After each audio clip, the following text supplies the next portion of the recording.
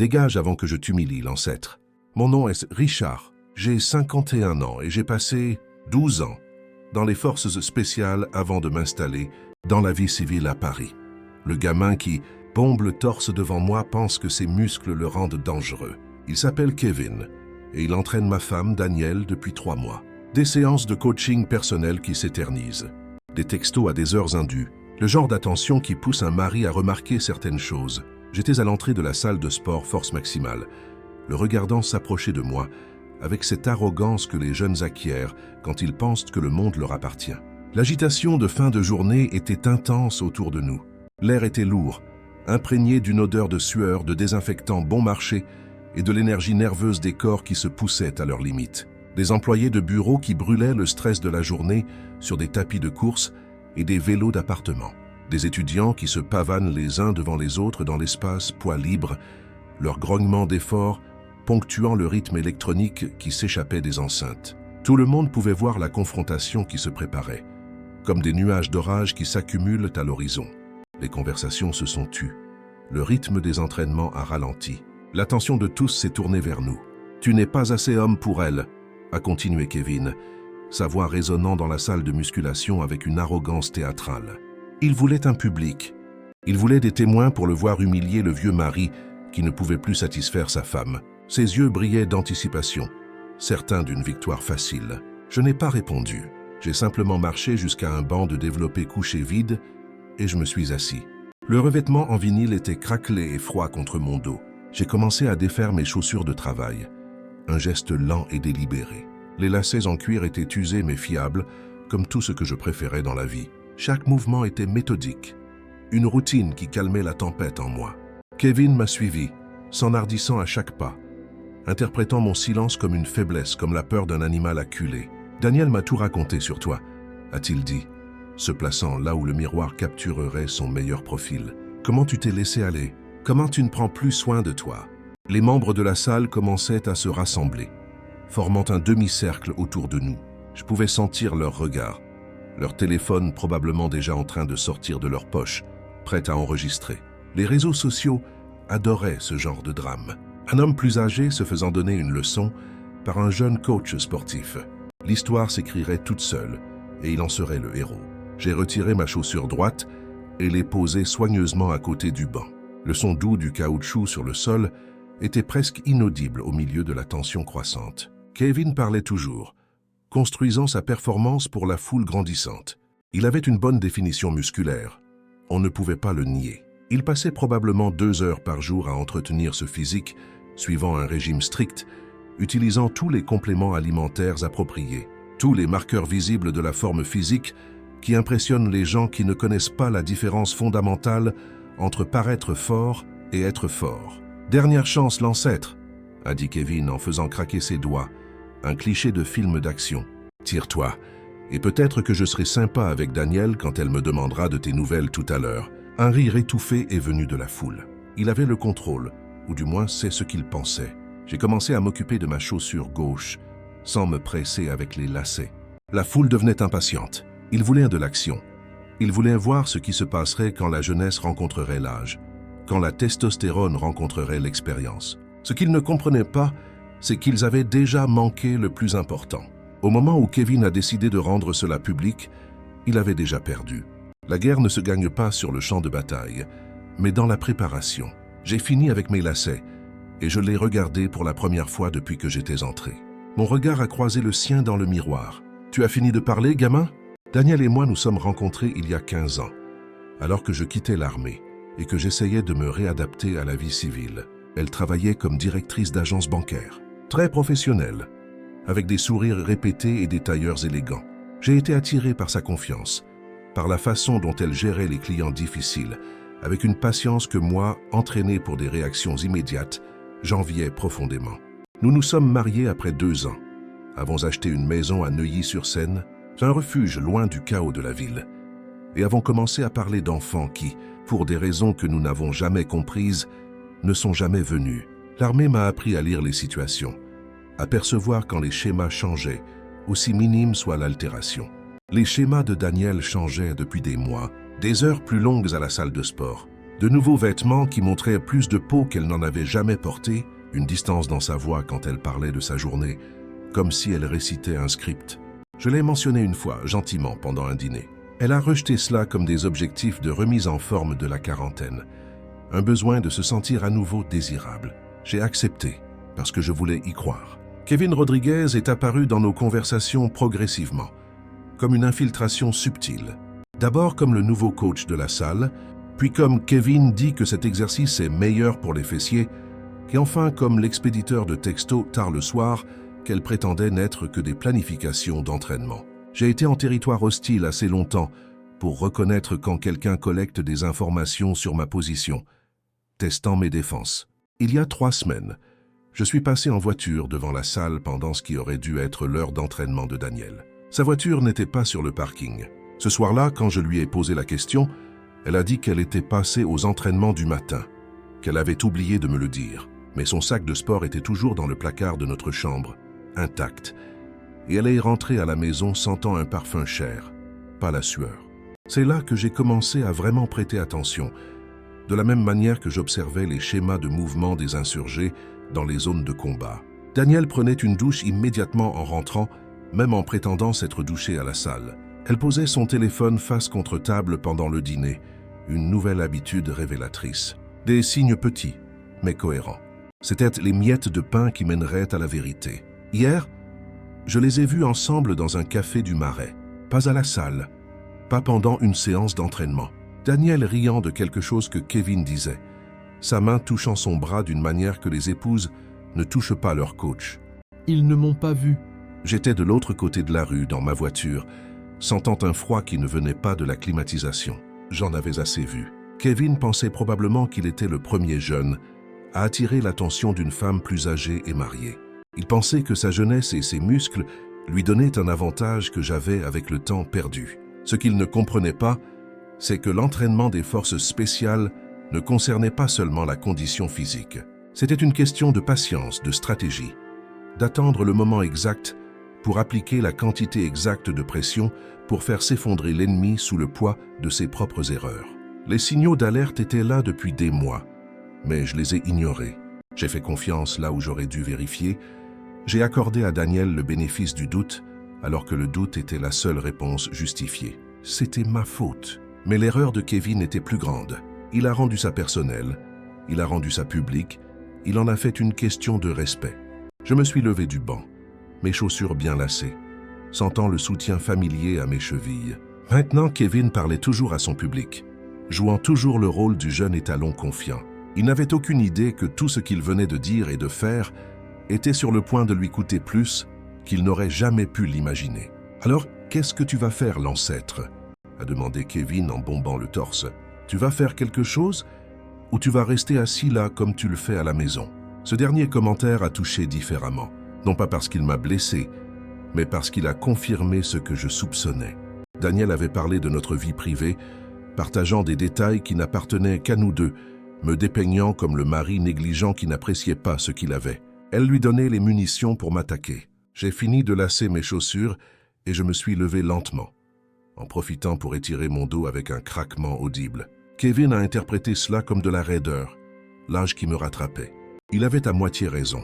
J'avais 51 ans, pas 25. Mais ce qu'il ne comprenait pas, c'est que ces années m'avaient appris des choses que ces séances de musculation ne pourraient jamais lui enseigner. « Kevin », ai-je dit, en gardant ma voix calme et posée, un ton que j'utilisais pour apaiser les situations ou pour précéder une violence nécessaire. « Tu entraînes ma femme depuis 3 mois. » Il a souri, un sourire prédateur pensant que j'entrais enfin dans son jeu, sur son terrain. C'est exact. Et laisse-moi te dire, elle s'est beaucoup investie dans ses entraînements. La foule de la salle a ri de l'insinuation évidente. Kevin a savouré le moment, fléchissant un peu ses muscles pour son public. Il aimait ça, se nourrissant de leur attention, faisant de mon humiliation une partie de son histoire de marque personnelle. Investi, ai-je répété en hochant lentement la tête. C'est bien. Danielle finit toujours ce qu'elle commence. Quelque chose dans mon ton a fait hésiter Kevin une fraction de seconde. Une ombre d'incertitude dans ses yeux, mais il l'a masqué avec plus d'arrogance. Tu devrais peut-être apprendre 2 ou 3 trucs. Le vieux. Apprendre ce qu'il faut pour garder une femme intéressée. J'ai regardé autour de la salle. faisant une évaluation tactique rapide. 43 personnes qui regardaient, la plupart avec leur téléphone à la main, 2 sorties de secours, une derrière Kevin, une à ma gauche. Kevin avait le poids de son corps vers l'avant, appuyé sur la pointe des pieds. Une posture de boxeur de salle de sport, typique de quelqu'un qui a appris à se battre avec des vidéos YouTube. Bon pour la frime, mauvais pour le combat réel. Tu sais ce que j'ai appris en 12 ans dans les forces spéciales, Kevin? Ai-je demandé en faisant rouler mes épaules pour les détendre. La patience et comment attendre le moment exact pour agir. Le sourire de Kevin s'est élargi. Les forces spéciales, bien sûr. Et moi, je suis Batman. La foule a ri de nouveau, plus fort cette fois. Kevin les avait de son côté. Le jeune taureau prêt à remettre le vieux à sa place. Il a commencé à se déplacer vers moi, réduisant la distance, prévoyant probablement de m'attraper par le col, peut-être de me bousculer un peu pour les caméras, de créer un clip viral. C'est là que j'ai souri. Pas le sourire poli que j'avais utilisé depuis mon arrivée. Un sourire différent, celui que mon unité avait l'habitude de voir juste avant que nous n'envahissions un complexe hostile. Celui qui signifiait que le temps de la planification était terminé et que l'exécution était sur le point de commencer. Tu as raison sur une chose, Kevin, ai-je dit en m'installant dans une posture neutre qu'il ne reconnaîtrait pas comme une position de combat. C'est déjà terminé. Il a lancé le premier coup, un crochet du droit télégraphié, mettant toute sa force de salle de sport derrière, visant mon menton devant 43 témoins et leur téléphone. Le pauvre gamin n'avait aucune idée de ce qu'il venait de déclencher. Le poing de Kevin est arrivé vers moi comme au ralenti. Pure force et aucune technique. J'ai déplacé mon poids légèrement vers la gauche, un changement d'axe de quelques centimètres, et j'ai laissé son poing siffler près de mon oreille. Le vent qu'il a généré a été la chose la plus proche de me toucher.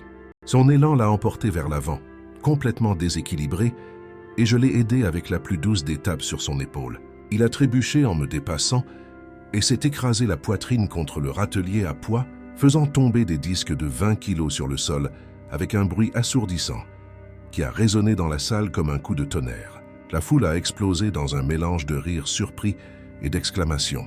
Kevin s'est relevé rapidement, le visage rouge de honte, regardant autour de lui pour voir qui avait filmé son humiliation initiale, c'est-à-dire à peu près tout le monde.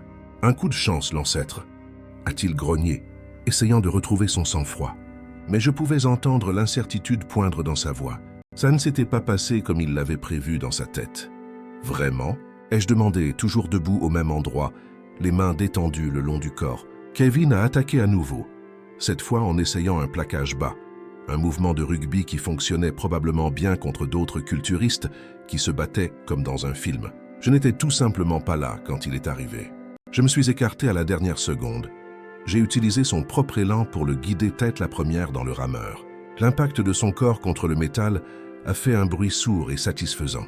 Kevin a rebondi sur le siège rembourré et est tombé lourdement sur le sol, ses cheveux parfaitement coiffés maintenant en désordre, la confusion remplaçant la confiance dans ses yeux. « C'est quoi ce bordel ?» a-t-il haleté, s'appuyant sur ses mains et ses genoux, essayant de reprendre son souffle. « Tu télégraphies tes mouvements », ai-je dit calmement, ma voix claire dans le silence qui s'installait. « Tu baisses ton épaule droite une seconde avant de frapper. Tu penches le torse en avant avant d'essayer un plaquage. Ce sont des erreurs de débutants. » La salle était devenue silencieuse, à l'exception du son presque inaudible des téléphones qui enregistraient. L'humiliation de Kevin était documentée sous tous les angles, son image de mâle alpha s'effondrant en temps réel.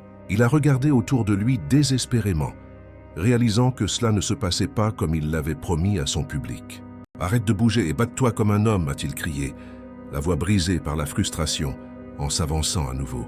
Cette fois, j'ai attrapé son poignet en plein coup. J'ai redirigé son énergie et l'ai fait tournoyer contre la presse à cuisse. Il l'a heurté sur le côté, le fracas de l'impact se répercutant sur le sol en caoutchouc. 2 autres membres de la salle avaient ressorti leur téléphone maintenant, probablement en train de diffuser en direct sur leurs réseaux sociaux. Kevin respirait difficilement, la sueur commençant à percer à travers son t-shirt d'entraînement moulant.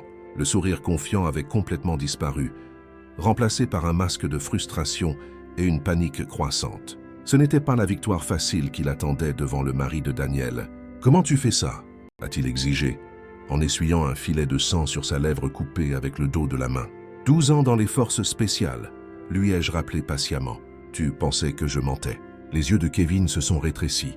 Il commençait à comprendre qu'il avait mal calculé, très mal, mais sa fierté ne le laisserait pas reculer. Pas devant cette foule, pas avec tout ce qui était enregistré. « Je me fiche de ce que tu étais », a-t-il craché. « Tu n'es qu'un vieil homme maintenant. » Il est revenu sur moi. Cette fois avec un coup de poing violent et incontrôlé qui m'aurait arraché la tête s'il avait touché. Au lieu de ça, je me suis baissé. J'ai laissé son bras passer au-dessus de moi et je lui ai donné une légère poussée vers la section des poids libres. Kevin s'est écrasé contre un râtelier d'haltères, faisant rouler ceux de 10 et 12 kilos sur le sol. Les membres se sont écartés pour éviter d'être touchés, leur rire nerveux devenant plus fort à chaque échec de Kevin. « Reste au sol, gamin », ai-je suggéré, presque comme un conseil paternel. « Tu te ridiculises. » Mais Kevin n'écoutait plus la raison. Sa réputation parfaite de roi de la salle était en train de se désintégrer à chaque attaque ratée. Il devait toucher quelque chose, n'importe quoi pour sauver son image. Il a ramassé un poids du sol, un haltère de 7 kilos, et est venu vers moi en le brandissant comme une matraque. La foule a eu un hoquet collectif. C'était passé de embarrassant à dangereux. C'est là que j'ai arrêté de jouer. J'ai attrapé le poignet de Kevin alors qu'il balançait l'haltère.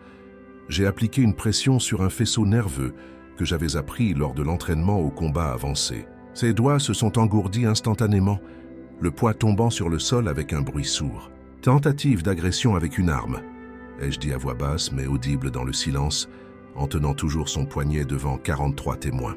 Tu es sûr de vouloir continuer sur cette voie? Le visage de Kevin est devenu blême.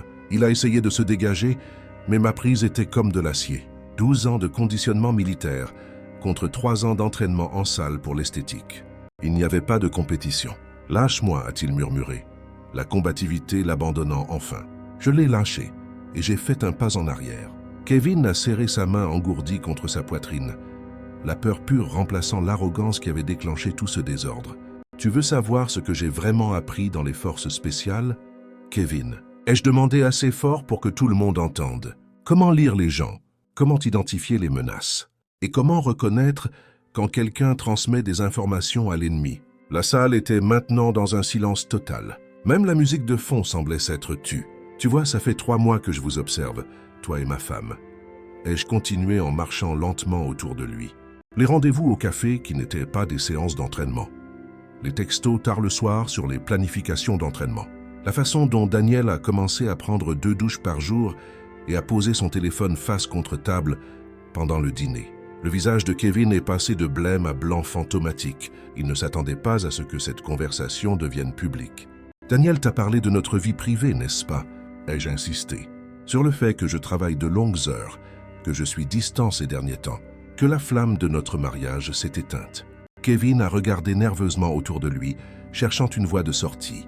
Mais la foule l'encerclait, leur téléphone enregistrant toujours chaque mot, chaque goutte de sueur sur son front. « Ce qu'elle ne t'a pas dit, ai-je dit.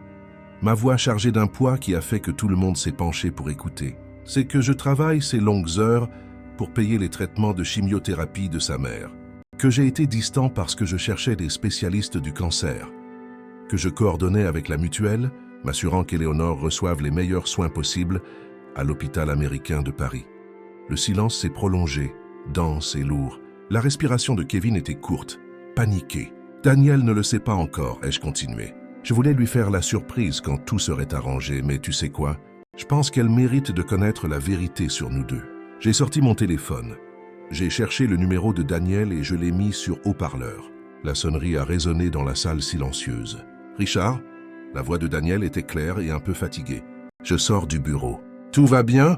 Je suis à la salle force maximale, ai-je dit, en gardant les yeux fixés sur Kevin.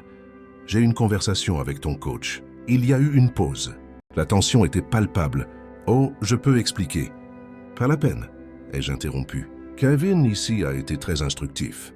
Il m'a tout raconté sur ton dévouement à la forme physique, comment tu as été très engagé dans tes entraînements. » Kevin secouait la tête frénétiquement, murmurant « Non, non, non » au téléphone. « Richard, s'il te plaît. » La voix de Daniel était tendue maintenant. « Laisse-moi venir, et nous pourrons parler en privé. » En fait, je pense que nous avons fini de parler, ai-je dit, tous les deux.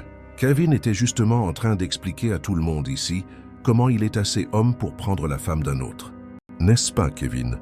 Kevin avait l'air d'aller vomir sur le sol de la salle de sport. La foule adorait ça, leur téléphone capturant chaque seconde de son humiliation complète et totale. « Daniel, ai-je continué, Tu devrais probablement trouver une nouvelle salle de sport. Et Kevin, tu devrais probablement trouver une nouvelle carrière. » J'ai raccroché et j'ai rangé le téléphone dans ma poche. Kevin reculait maintenant vers la sortie, sa réputation en ruine, sa confiance brisée. Mais je n'en avais pas encore fini avec lui. « Où vas-tu, Kevin ?» Ai-je demandé alors qu'il atteignait la porte d'entrée de la salle. « Je pensais que tu voulais m'humilier. » Il s'est arrêté, la main sur la poignée, coincé entre sa réputation détruite et la peur d'aggraver encore les choses. La foule enregistrait toujours, observant toujours chacun de ses mouvements. « C'est fini, a-t-il dit, sa voix à peine audible. « Laisse-moi tranquille. »« Oh, c'est fini, ai-je convenu. Mais pas comme tu l'avais prévu. » Je me suis approché, et Kevin s'est adossé contre la porte en verre. Le coach confiant qui m'avait traité d'ancêtre 20 minutes plus tôt était maintenant recroquevillé comme un garçon effrayé. « Tu sais ce qui va se passer maintenant ?» qu'ai-je demandé d'un ton désinvolte. Ces vidéos que tout le monde vient de faire, elles sont déjà en train d'être postées sur Instagram, sur TikTok, sur X. Les réseaux sociaux sont rapides de nos jours. Les yeux de Kevin ont balayé les téléphones, toujours pointés sur lui. Il commençait à comprendre la véritable ampleur de son problème. D'ici demain matin, toutes les salles de sport de Paris connaîtront l'histoire de Kevin Rodriguez, le coach qui s'est fait humilier par un homme de 51 ans, ai-je continué. Le type qui n'a pas réussi à placer un seul coup sur quelqu'un qui a l'âge d'être son père. « Tu m'as piégé », a-t-il murmuré, l'accusation faible et désespérée. « Non, gamin, tu t'es piégé tout seul. Je t'ai juste donné la corde pour que tu te pendes. » La foule adorait ça. La chute de Kevin était documentée sous tous les angles. Son personnage de dur à cuire définitivement détruit. Mais j'avais encore une dernière carte dans ma manche. « Jean et Kevin », ai-je ajouté, « tu ferais mieux de vérifier ton contrat de travail. » La plupart des salles de sport sérieuses ont des clauses de moralité concernant les coachs qui couchent avec des clientes mariées. C'est mauvais pour les affaires quand ce genre de scandale devient public. Le visage de Kevin est devenu gris, la compréhension le frappant comme un coup de poing dans l'estomac. Il n'avait pas pensé à cette partie. « S'il te plaît », a-t-il commencé à dire, mais j'ai levé la main pour le faire taire. Le problème avec les conséquences, Kevin, c'est qu'elle se fiche des « s'il te plaît ». Tu as fait tes choix. Tu voulais être assez homme pour prendre la femme d'un autre, pour l'humilier en public. Maintenant, tu vas devoir vivre avec le coût de tout ça. Je me suis écarté, lui libérant le passage vers la porte. Mais je vais te donner un conseil gratuit, ai-je dit. La prochaine fois que tu veux voler quelque chose à un homme, assure-toi de comprendre à quel type d'homme tu as affaire d'abord. Kevin a tâtonné avec la poignée, désespéré de s'échapper. Mais avant qu'il ne puisse sortir, Danielle est entrée en courant. Son visage était rouge et en sueur d'avoir couru. « Richard, attends !» a-t-elle commencé, puis s'est arrêtée en voyant l'état de Kevin. Sa lèvre coupée, ses cheveux en désordre, le regard complètement défait dans ses yeux. « Qu'est-ce qui s'est passé ?» a-t-elle exigé, me regardant puis le regardant lui. « Ton petit ami a essayé de me donner une leçon sur ce que c'est d'être un homme, ai-je dit calmement. Ça ne s'est pas passé comme il l'avait prévu. » Daniel a regardé entre nous, absorbant la foule avec leur téléphone, l'état humilié de Kevin, le matériel de musculation éparpillé sur le sol. « Kevin », a-t-elle dit, la voix pleine d'une incertitude qu'il ne pouvait plus réparer. Mais Kevin ne pouvait pas la regarder en face. Son image de coach confiant et dominant était brisée. Il n'était qu'un gamin effrayé qui s'était mis dans le pétrin. « Ce n'est pas comme ça que je voulais que tu l'apprennes », m'a dit Daniel, la voix faible. « Apprendre quoi ?» ai-je demandé. « Que ma femme me trompait, avec un gamin qui ne sait même pas donner un coup de poing. Oh, ça je l'ai découvert il y a des mois. » Kevin est passé devant Daniel comme un fantôme et s'est enfui par la porte, la laissant là, seule, devant 43 témoins de sa liaison. « Richard, s'il te plaît, a-t-elle dit. Laisse-moi t'expliquer. » Je l'ai regardé un long moment, voyant la femme que j'avais aimée et l'étrangère qu'elle était devenue. Puis j'ai secoué la tête. « Pas la peine, Daniel. J'ai parfaitement compris. » Je suis passé devant Daniel en direction de la sortie, mais je me suis arrêté à la réception, où le gérant de Force Maximale était bouche bée, ayant clairement assisté à toute la confrontation. « Vous feriez mieux de revoir les politiques de vos coachs, lui ai-je dit à voix basse, et peut-être d'investir dans une meilleure assurance responsabilité civile. » Puis je me suis retourné vers Daniel, qui était toujours figé au milieu de la salle, entouré de gens filmant son humiliation. « Daniel, ai-je dit assez fort pour que tout le monde entende. Quand tu rentreras à la maison ce soir, tu trouveras les papiers du divorce sur la table de la cuisine. Mon avocat a déjà des copies des photos de tes rendez-vous au café avec Kevin et des textos. C'est incroyable ce qu'un détective privé compétent peut dénicher en seulement 3 semaines. Son visage est devenu blanc comme un linge. Tu as engagé un détective. Les forces spéciales m'ont appris à collecter des informations avant d'affronter l'ennemi. J'ai dit, ton petit copain là-bas a fait l'erreur de penser que c'était une question de muscles et d'attitude. Toi, tu as fait l'erreur de penser que j'étais trop vieux et trop fatigué pour remarquer ce qui se passait dans ma propre maison. Danielle a regardé autour d'elle désespérément, réalisant que sa liaison était maintenant de notoriété publique, documentée sur des dizaines de téléphones, se propageant probablement déjà comme une traînée de poudre sur les réseaux sociaux de Paris. La maison est à mon nom, ai-je continué. Chaque mot un coup de poignard. Les voitures sont à mon nom. Les comptes bancaires joints que nous avons ouverts quand nous nous sommes mariés, je les ai fermés hier et j'ai transféré l'argent. Légalement, bien sûr, tout ce que j'ai fait était parfaitement conforme à la loi. Tu ne peux pas faire ça, a-t-elle murmuré, les larmes commençant à monter.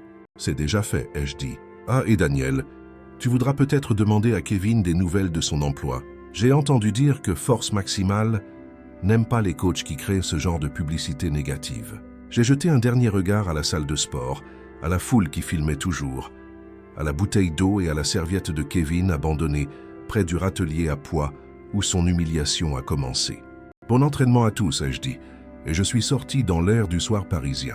6 mois plus tard, j'étais assis dans mon nouvel appartement dans le centre de Paris, lisant le journal du matin avec un café fort, quand un article dans la section économique a attiré mon attention. La chaîne de salles de sport Force Maximale avait définitivement fermé 2 de ses établissements, dont celui que j'avais visité, après qu'une série de vidéos virales ait endommagé sa réputation et entraîné de multiples annulations de clients. Kevin Rodriguez a essayé de trouver du travail dans d'autres salles, mais les vidéos de lui se faisant maîtriser par un homme de 20 ans, son aîné l'ont suivi partout. La dernière nouvelle que j'ai eue, par une connaissance commune, c'est qu'il travaillait dans un magasin de compléments alimentaires à Saint-Denis.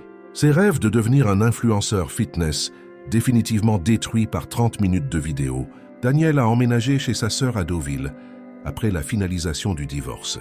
Elle a essayé de se battre pour la moitié de la maison, mais les preuves documentées de sa trahison, désormais de notoriété publique, ont rendu la négociation rapide et en ma faveur. Le divorce en France n'est peut-être pas fondé sur la faute, mais l'adultère pèse encore dans l'opinion publique et les négociations à l'amiable. J'avais recommencé à courir, quelque chose que je n'avais pas fait régulièrement depuis que j'avais quitté l'armée. Les sentiers autour du bois de Boulogne me rappelaient pourquoi j'aimais Paris au départ.